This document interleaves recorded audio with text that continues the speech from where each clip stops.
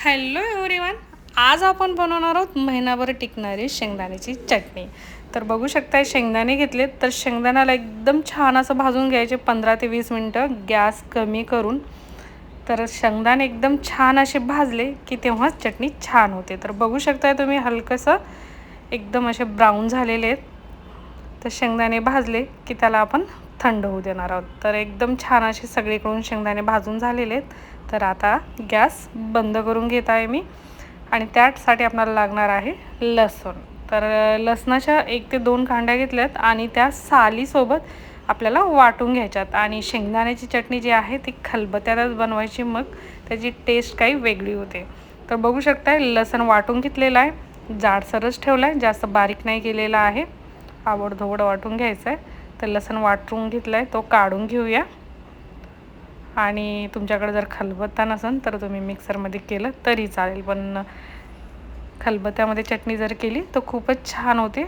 तर मिक्सरमध्ये कसं कट होतं शेंगदाणा आणि खलबत्त्यामध्ये असं वाटल्या जातो, तर त्यामध्ये तेल पण सुटतं, त्यामुळे चव पण छान येते. तर बघू शकताय तुम्ही थोडे थोडे शेंगदाणे घेऊन आपल्याला, शेंगदाणे पण जास्त असे बारीक नाही करायचेत, थोडेसे जाडसरच ठेवायचेत. आणि ते भाजल्यामुळे लगेच बारीक पण होतात, जास्त वेळ लागत नाही. तर थोडे थोडे असे करून सर्व शेंगदाणे आपल्याला वाटून घ्यायचे.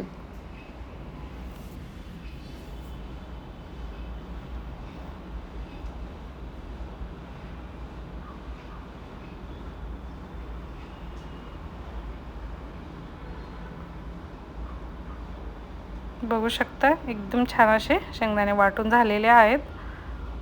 2 ते 3 बॅचमध्ये वाटून घेतलेत मी. जाडसरच ठेवलेले आहेत, जास्त बारीक नाही केलेले आहेत.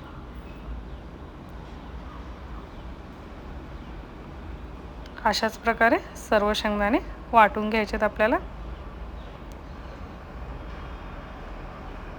भाजल्यामुळे ते एकदम खरपूस होतात, तर लगेच होतात. थोडंसं गोल गोल करायचं आणि थोडंसं ठेचून घ्यायचं. तर अशा प्रकारे सर्व शेंगदाणे वाटून घेतलेत मी. आता आपण फोडणी करूया. तर फोडणीसाठी तेल घ्यायचं आहे आणि जो लसूण आपण वाटून घेतला होता तो टाकायचा आहे तेलामध्ये.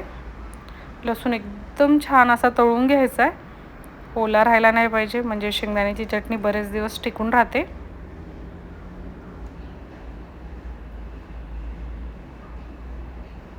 बघू शकताय तुम्ही हलकासा गोल्डन झाला आहे, अजून थोडासा गोल्डन करूया. आणि आता चटणीमध्ये आपल्याला टाकायचं आहे लाल तिखट.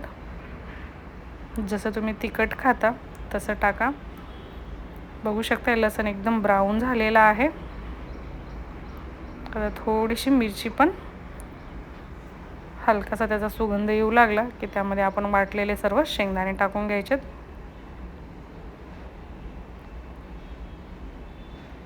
तर मिक्स करून घेऊया आणि थोडंसं 2 ते 3 मिनटं व्यवस्थित भाजून घ्यायचं आहे, म्हणजे तेल पण आणि चटणी पण व्यवस्थित मिक्स होणार.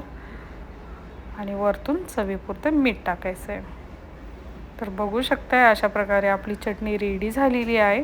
तर ही चटणी तुम्ही काचेच्या भरणीमध्ये भरून ठेवा. 1 ते 2 महिने काहीच नाही होत या चटणीला.